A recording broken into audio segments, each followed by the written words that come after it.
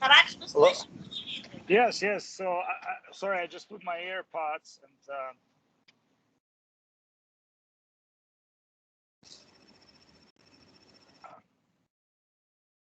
So, as I said, we're in Abkhazia. Abkhazia is one of the most ancient country and used to be part of Roman Empire. And obviously, before Roman Empire, it was fully populated and mentioned in the Greek and Roman mythology as a Colchida.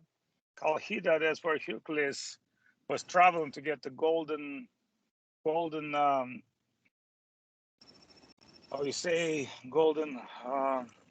It's basically the skin of animals. So they historically used to mine gold here by taking a goat skin and putting in a river. And because the goat skin were quite adaptive, like a fiber, the gold sand would attach to the gold skin. And after picking up that skin from the river, it would be fully gold of golden sand. So they would throw that golden skin into the fire and make it gold. So that's why Hercules heard about golden skin and he was traveling here. And also this place has been quite famous by magical women that knew a lot of magic. So we discovered many ancient Shiva temples, megalithic Shiva temples, and there are more than one. There are several megalithic Shiva temples in this country, and normally they locate in caves or ex-broken caves.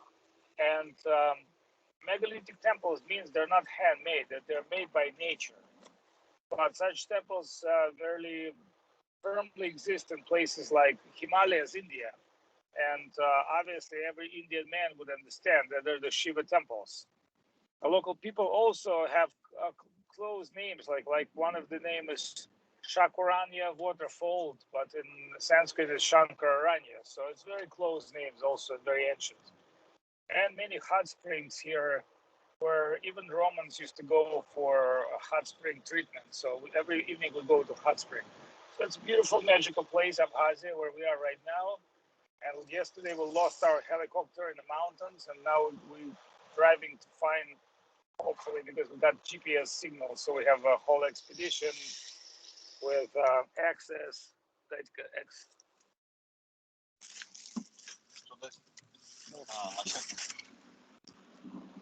See, we got a bunch of machetes, those machetes, because we're going into jungle. We'll try to find our helicopter which we lost near the cave city.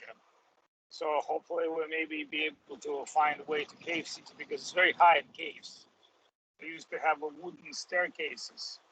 So it's pretty amazing historical place, and just by being here, I'm so excited that we have our Krishna temple here with some of the devotees such as Rishikesh Maharaj, who would come to Israel a couple of times and do some initiations.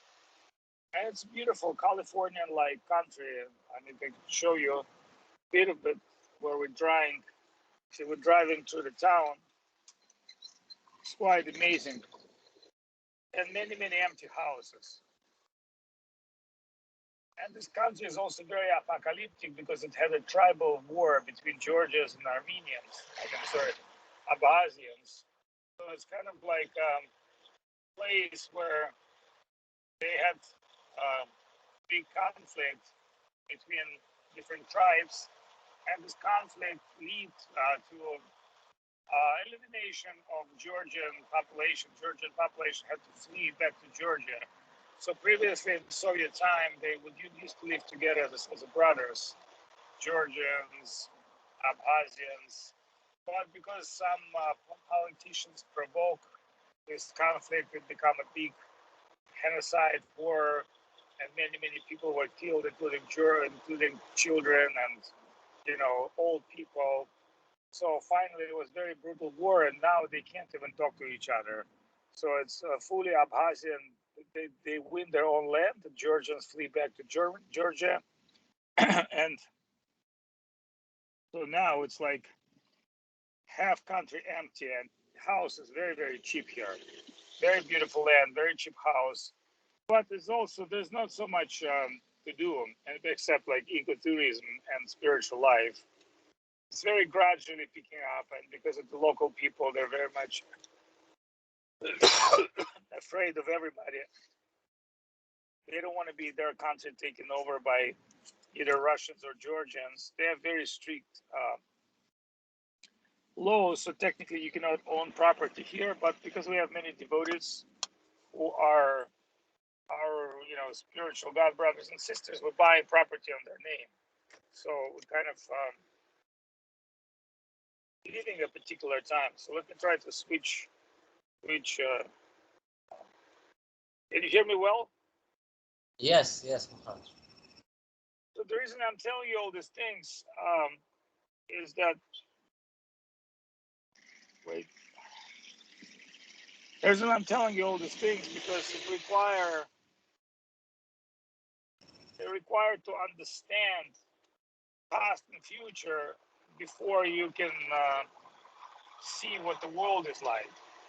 So when we're talking about past and future, sorry, I can't switch. So in order to understand what the past and future is, you need to understand the history of the world. So technically, we live in a world of exploitation. We live in a world which is technically a world of mortality. No matter how beautiful this world looks like, there's always, greed, anger, pride, and envious, because it's a material world and we living with a conditioned souls. So the games that you guys playing, the Vedic games, they allow you to think different. And that's where Steve Jobs is always giving us an idea. Think different, but how much different? How to think different, how to learn things different. Because everybody in the material world thinking the same and thinking, I am the king, I am the enjoyer, this is my country, my wife, my children, and I will defend my country, I will kill you, it's my religion is the best religion, my country is the best country, my wife is the best my wife, my child is the best child. All that's not technically true, but that's what called material thinking, material consciousness. So I hope you enjoy the road while I'm talking to you. So when we are talking about this kind of thinking, what would be alternative thinking to that? And Ishavasyam Idam Sarvam, this is a Sanskrit shloka, everything belongs to God. Also, your wife belongs to God. Your child belongs to God. Your neighbor belongs to God. It doesn't really matter how much you like or hate. Everything is the God's kingdom.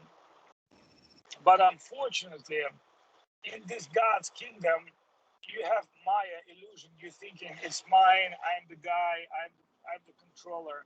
But once you change that understanding, you no longer have any enemies, and you don't feel yourself as a proprietor. You feel more like a tourist in this world.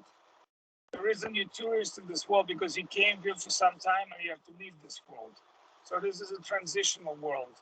That's not the world that you belong forever. And really, you have temporarily wife, temporarily children, temporarily country, temporarily friends, and also temporarily life. But understanding that would create you question, is there any real home? Is there any real friends? Is there any real reality where I belong to? And Vedas say Om. When we say Om Shalom, Shalom means Om. And Shalom means, actually, just tell me what Shalom means in Hebrew. What does it really mean? Peace. Peace. Peace. Peace. Yeah, but why?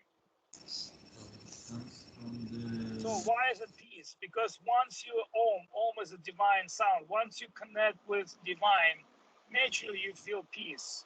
When you acquire spiritual thinking, you will have peace. Until you think he's my enemy, I have to defend this, I have to do this, I have to do that, this is mine. You're not going to have any peace because it's not a peaceful thinking. It's not a spiritual understanding. But once you will get a pure understanding of your spiritual nature, then shalom is not only about peace, because peace means with beauty, Oh, by the way, this is the killing soldiers. You see a monument. So this bridge we're going to, they used to fight. They were killing many people over this bridge. So this bridge used to divide two countries, side, the Georgian side and the Abkhazian side, and they were fighting for this bridge, and many hundreds of people were killed here. So anyway, now it's memorial. And as you can see on the road, I can show you, driving the road, you can see memorial desks with pictures of people, such as young people. You know, they died for their country, they died for their families, and they're considered to be heroes. But the true thing is, you know, if you can achieve peace, if you can achieve inner stage of mind, then you can be a happy person. But then somebody say, well, that's not possible in this world because we're living in a world of exploitation. And how is it possible that you can achieve peace in a world where there is no peace? Well, the answer is this. You have to connect with Om Shalom. You have to connect with that plane of consciousness. You have to connect with God. And God has many forms and many names. But however, and one of the mantras say, Hey Krishna Korona Sindhu Dinu Bandhu Jagat Pote Gopesha Gopika Kanta Radha Kanta Manustute. That is the mantra that tells God is merciful, God is great, God is this. But there is a superficial names of God. The most important names of God is Krishna, Govinda, which means all loving, all beautiful, all attractive. Because if God is beautiful, sweet, and attractive, and He's a friend and lover, then that's the kind of God you want to be connected with. All other religions not sure who God is. Somebody heard God's voice, somebody heard His laws, but that is for this world of matter. But in spiritual world, He's has beautiful qualities. He's the sweetest, amazing person, and He has many aspects, many avatars, many great aspects of divinity, and not only personal, also impersonal. He's in every atom. He's in creation Himself. Everything is connected with Him. He's everywhere. He's in everybody's heart. He's in every atom, and He's in every living being. But at the same time, He's a very beautiful, dancing, charming person who's known as Krishna, the sweet lover, friend, parent, etc. So my question is like, why not to surrender to something which is beautiful and sweet? And is that surrender out of fear, out of obligation? No. The true surrender can come only through love of God. So there's one Orthodox Jewish fellow who lived in a very Orthodox Jewish community. When he read our books, his conclusion was, he said, in our books, we never describe that. We never describe that God can dance, that God can smile, that God can love other human beings, that He's a spiritual, transcendental, eternal. He's got many, the whole world of friends and loved beings. He said, you know, I've studied Torah and studied many other scriptures as well as Bible all my life. When I start reading spiritual Vaishnava scriptures, Bhagavad Gita, and other scriptures, then some sweet feeling came to my heart. And that sweet feeling came to my heart to told me that I'm right, I'm on the right search. So it says in Veda, after studying many religions for many lifetimes, when you're lucky, you meet devotee of Krishna. And when you are more lucky, you hear from devotee of Krishna about sweetness and pastimes of Krishna. And that will become a dramatic transformation of your heart. And that is all about, guys, it's all about changing heart. It's not about changing mind, not about changing passport, it's not about changing country, it's about change of heart. So welcome to this incredible opportunity to heart change. And you will see that it's not that easy because the heart is like a cancer disease with pollution of ignorance, madness, greediness, lust, craziness. And you can fix that through fasting and follow some religious days, but you cannot kill the sprouts. because as soon as the disease heart entered to disease environment, immediately disease start again. Therefore, it says in Vedas that just doing some partial religious activity will not make you a spiritual person. It will partially will help you, but the most strong medicine is the holy name of Krishna. Therefore, in Kali Yuga, in modern time, we live in chanting names of Krishna is called Sankirtan. Hare Krishna, Krishna Krishna, Hare Hare, Hare Ram, Ram Ram, Hare Hare. In Shiva Purana and other Puranas describing the glories of name Ram, it's actually Ram, just by its sound, is so powerful, it can liberate one. But it says thousands of names of God equal to 3 times name of Ram. But one time name of Ram, but 3 times of name of Ram equal to 1 name of Krishna. So why is that? Because by name of Ram, you can achieve liberation. You can achieve free from all the sins. But by name of Krishna, you can achieve love. And that's what you're looking for. All you're looking for is love. That is Beatles' song. Very famous John Lennon song, say all you need is love. Because if you don't have love, your existence has no meaning. If you do have love, your existence is beautiful. So that is what we are looking for, love and peace and beauty. And if you're lucky, you meet devotees and you start describe with them qualities of Krishna, his pastimes, Maha Mantra, etc. And finally, in core of your heart, you feel inner joy. And that inner joy will increase once your heart become more and more pure. And once your heart become more and more pure, you feel like you're amazed by a transformation of heart. And your awakened soul is into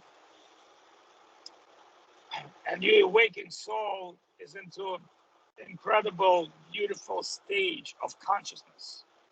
Therefore, in Srimad Bhagavatam, the great spiritual scripture says, Nama Sankirtana Yasya Sarva Papa Pranashanam. It says, to Sankirtan, by chanting name of Krishna Sarva Papa Pranashanam, all sinful reaction will be destroyed. Not also that, Dukasya, people feel sadness, they feel boring, they feel like meaningless of this world. They feel like, hey, I'm depressed. Why people in Switzerland, which is a beautiful country, they committing suicide? It's most suicidal country in Europe because even external beauty of Switzerland does not give you internal beauty of love that you're looking for. So my sincere prayer to you, you try to follow in association with devotees, you try to chant Sankirtan, you try to get little gleams, little taste of holy name, and must be super successful. And remember, we're living in a very interesting time. We don't know what's going to happen. So some people saying genocide, biological World War III. Some people say Israel no longer will exist. Some people say, 70% of the population of human will be destroyed. So we don't know what's going to happen. But we know one thing is we cannot maybe change the world, but we can change ourselves. So changing ourselves, we still live in a world of mortality, whether we live in concentration camp or Switzerland. It doesn't really matter. One day we have to die.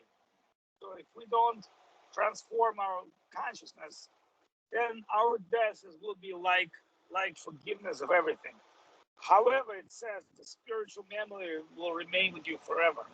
Whatever spiritual you acquire in this life will awake you in the next life. So that's what I would like to say to you. And soon we're coming to the place where we lost our helicopter and we started our helicopter rescue operation. It's a lot of fun losing helicopters, more fun to try to find them. And I hope you guys enjoy today's weekend. And we're also going to enjoy our weekend.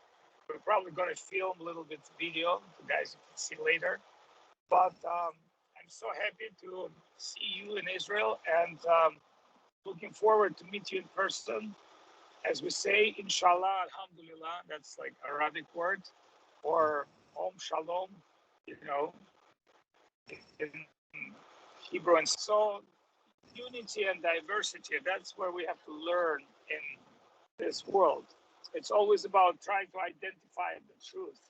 Identification of the truth, that is the most important skills that someone can have. So my deep embrace to you, all the guys. Thank you for your game and have fun. And let me keep going. Hare Krishna, Krishna Krishna, Hare Hare, Hare Ram, Ram Ram, Hare Hare. Dhanyavad.